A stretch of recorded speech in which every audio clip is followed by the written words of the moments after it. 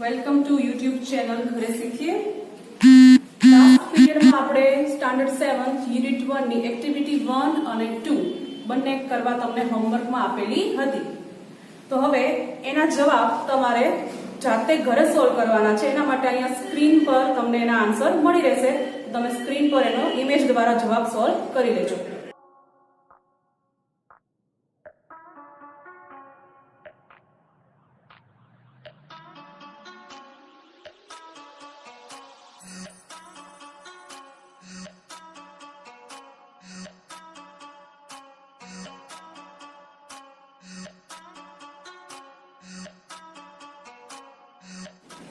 ચાલો હવે આપણે આગળ જોઈશું એક્ટિવિટી 3. એના માટે મેં તમને લાસ્ટ પીરિયડમાં કહેલું કે તમારે એક બ્લેન્ક પેપર પર આ રીતના ટેબલ કાઢીને વર્ડ્સ લખવાના છે. તો તમે લખી રાખ્યા હશે.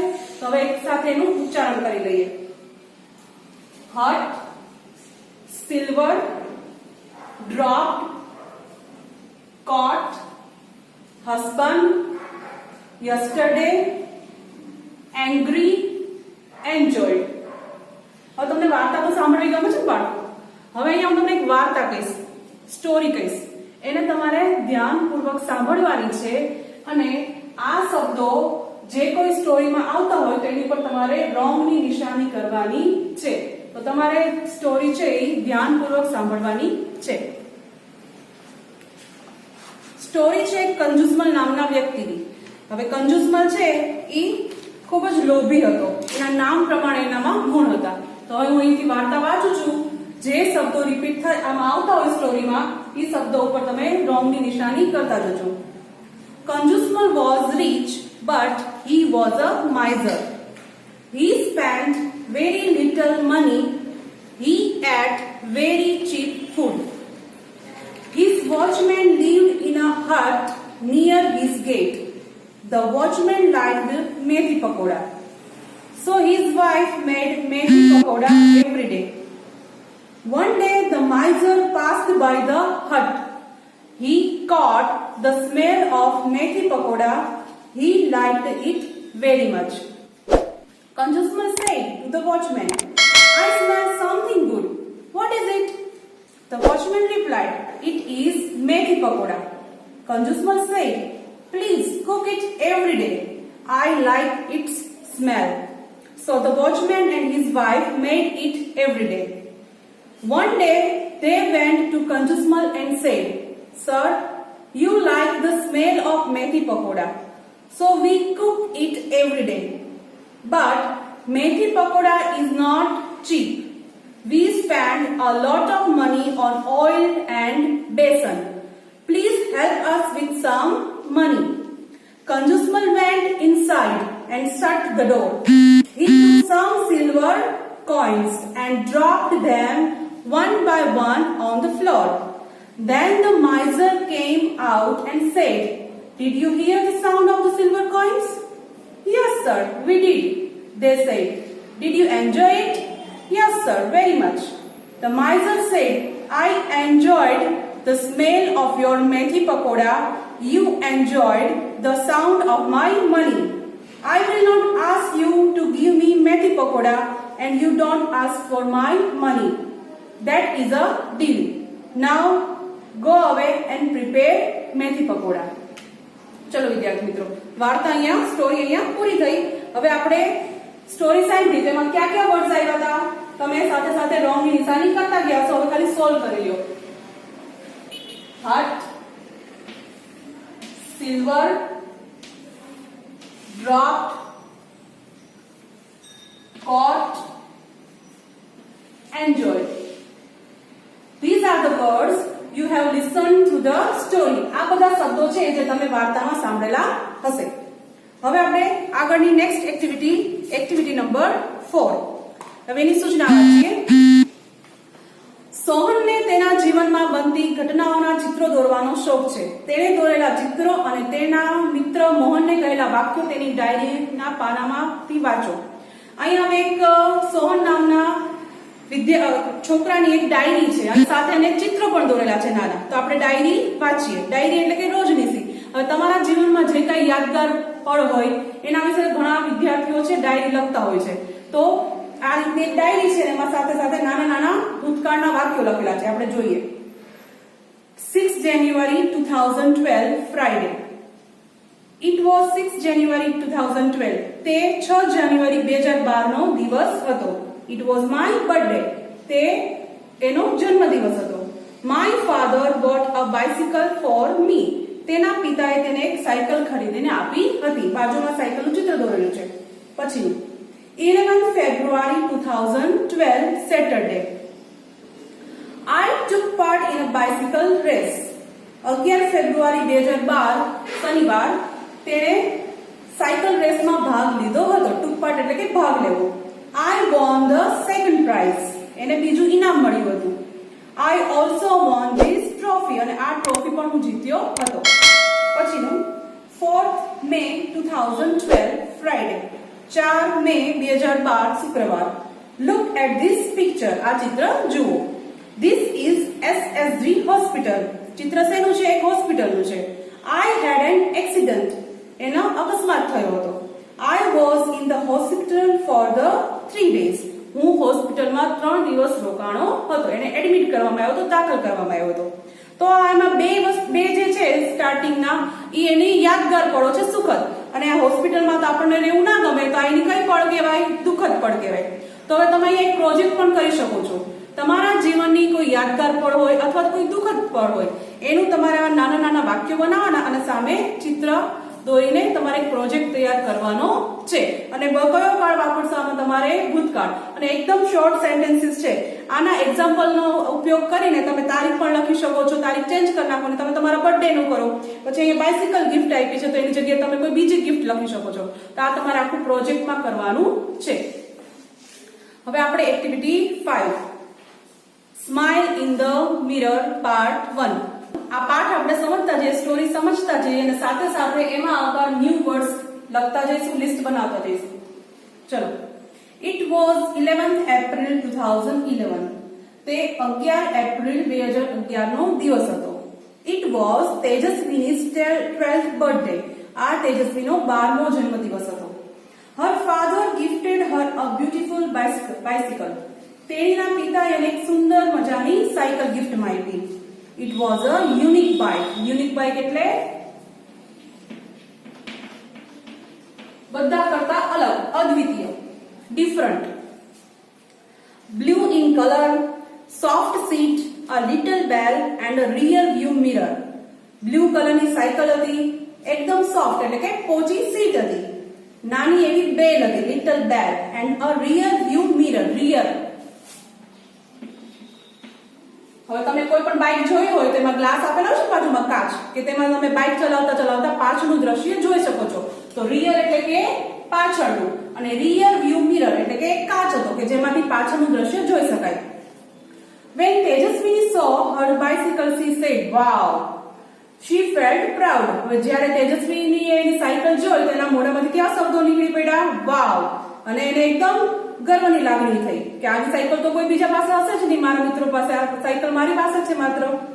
She placed her foot on a left pedal and yelled, "Here I go, go." પછી પોતાનો ડાબો પગ છે પેડલ ઉપર મૂકે છે અને બોલે છે કે હું તો આ ચાલી.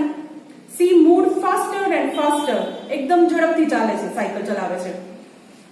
She went to the river bank. Cycle ચલાવતી ચલાવતી ક્યાં પહોંચી ગઈ? નદી કિનારે. river bank એટલે કે નદી કિનારો. She enjoyed riding the bicycle on this rough path. આ ખરબચડા રસ્તા ઉપર એને સાયકલ ચલાવવાની ખૂબ મજા આવતી હતી. She was riding at her top speed. તેણી ખૂબ જ ઝડપથી સાયકલ ચલાવતી હતી. Then she noticed a red button near the bell. અચાનક જ એનું ધ્યાન સાયકલના હેન્ડલ ઉપર આવેલા એક રેડ બટન પર જાય છે. What was that? તે શું હતું? She pushed the button એટલે પુશ્ડ કરે છે, બટન દબાવે છે. Lo and behold, હવે જુઓ, there came out a big fan on the rear wheel. અચાનક જ ત્યાં એક પાછળના પડ્યા વ્હીલ ઉપર એક પંખો બહાર આવી ગયો. The fan started rotating. પંખો ફરવા લાગ્યો. રોટેટિંગ એટલે કે ફરવું. પંખો ફરવા લાગ્યો. vroom vroom it thrilled તેજસ્વીની. અને તેજસ્વીની ઉત્તેજિત થઈ ગઈ. she pedaled the bicycle with full strength. અચાનક જ તમારી બાઇસિકલમાં એટલે પંખો ફરવા માંડે તો તમને કેવી લાગણી થાય? તેને શું કહેવાય? થ્રિલ. અને પછી એકદમ ફાસ્ટ પેડલ મારવા લાગે છે, ફૂલ તાકાતથી. સ્ટ્રેન્થ એટલે કે તાકાત.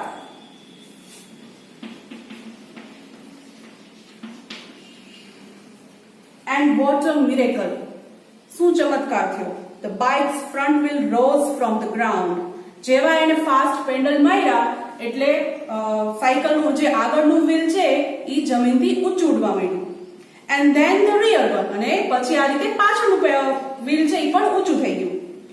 The bike was flying now. અને હવે એની સાયકલ શું થતી હતી? ઉડતી હતી. She pedaled faster and the bicycle went up 3, 4, 5 and 50 meters. એને પેડલ ફાસ્ટ માર્યા તો ધીમે ધીમે એની સાયકલ 3, 4, 5 અને આ રીતે 50 મીટર ઊંચી ઉડવા લાગી. She was thrilled. એનામાં એકદમ ઉત્તેજિત થઈ, એને મજા આવવા માંડી, આશ્ચર્ય પણ થયું. Now she was flying. હવે તે ઉડી રહી હતી. Over the rivers. નદી ઉપર. She looked down. તે નીચે જુએ છે. Oh, is that a kite in the river? શું નદીમાં પતંગ છે? It was a boat. શું હતું તે? બોટ હતી. She turned the handle towards her village. પછી સાયકલનું હેન્ડલ છે ઈ એના ગામ તરફ વાળે છે. towards એટલે ની તરફ.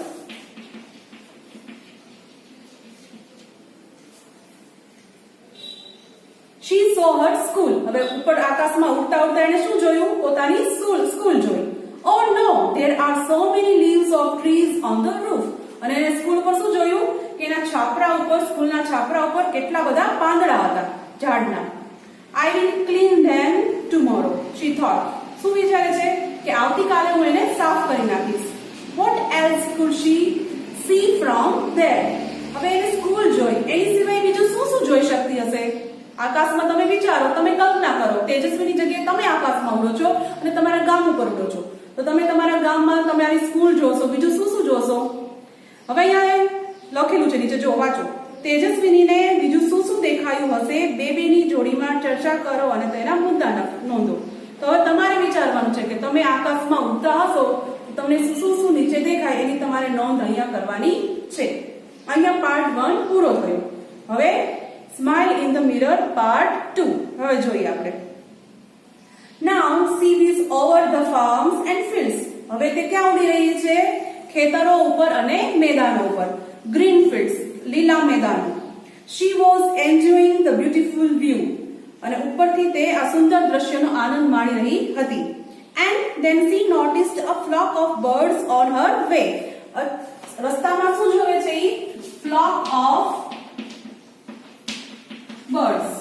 એટલે ઉડતું ઉડતું એક પક્ષીઓનું ટોળું એના રસ્તામાં આવ્યું. She applied the brakes. એટલે એને શું કર્યું? બ્રેક લગાવી. The fan stopped and the bike started coming down. Brake લગાવી એટલે પંખો સ્ટોપ થઈ ગયો અને બાઇક નીચે આવવા લાગી. કમિંગ ડાઉન એટલે કે નીચે આવવું. Tejaswini closed her eyes and held the handle tightly. તેજસ્વીનીએ હેન્ડલ એકદમ ટાઈટ પકડી લીધું અને આંખો બંધ કરી દીધી. But within seconds, ધડામ, she cried out, oh ma. એટલે થોડી ક્ષણોમાં એની સાયકલ છે એ નીચે પડી એટલે ધડામ અવાજ આવ્યો અને એને શું નીકળી ગયું મોઢામાંથી? oh ma. She opened her eyes. તે પોતાની આંખો ખોલી. oh my god, it was a dream. હે ભગવાન, આ તો સ્વપ્ન હતું. She got up. તેણી ઊભી થઈ, washed her face and looked into the mirror. તેણી ઊભી થઈ, પોતાનું મોં ધોયું અને કાચમાં જોયું. It was a dream this time, but it will not be a dream forever. શું કહે છે કાચમાં જોઈને? કે આ તો સ્વપ્ન હતું આ વખતે, પણ આ સ્વપ્ન હંમેશા રહેશે નહીં. She promised herself. પોતાની જાતને વચન આપે છે. I will make a bike like this and fly over my village. હું આવું એક બાઇક બનાવીશ અને મારા ગામ પરથી ઉડીશ. તે આવું વચન પોતાની જાતને આપે છે. She smiled at herself in the mirror. અને પોતે કાચમાં જોઈને હસે છે. સમજાણું વિદ્યાર્થી મિત્રો આ પાઠ? આ પાર્ટ તમારે પાર્ટ 1 અને પાર્ટ 2 માં વહેંચાયેલું છે. આખા કોની વાત છે? તેજસ્વીની છે, જે સ્વપ્ન જોવે છે. સ્વપ્નમાં શું જોવે છે? ઉડતી સાયકલ. અને જ્યારે એની નીંદર ઉડે છે ત્યારે ખબર પડે છે આ તો એક સ્વપ્ન હતું, અને પછી પોતાની જાતને વચન આપે છે કે I will make flying bicycle. હવે એની નીચે એક્ટિવિટી 6 આવી છે, એ આપણે જોઈએ. Fill in the blanks with words given in the bracket. હવે ખાલી જગ્યા છે, કાઉન્સમાં એના શબ્દો આપેલા છે. Flock of birds, flying, came down, red button, dream. પાઠ વાંચશો તો આના આધારે તમારે ખાલી જગ્યા પૂરવાની છે. પછી એક્ટિવિટી 7 છે, પાઠ આધારિત પ્રશ્નો છે. પાઠ વાંચીને તમારે એના જવાબ આપવાના છે. તો એક્ટિવિટી 6 અને 7 તમારે પાઠ આધારિત કરવાની છે. આના જવાબ આપણે નેક્સ્ટ પીરિયડમાં સોલ્વ કરીશું. તો આજે આપણે આટલું રાખીએ એક્ટિવિટી 7 સુધી. નેક્સ્ટ પીરિયડમાં આપણે જોઈશું એક્ટિવિટી 8.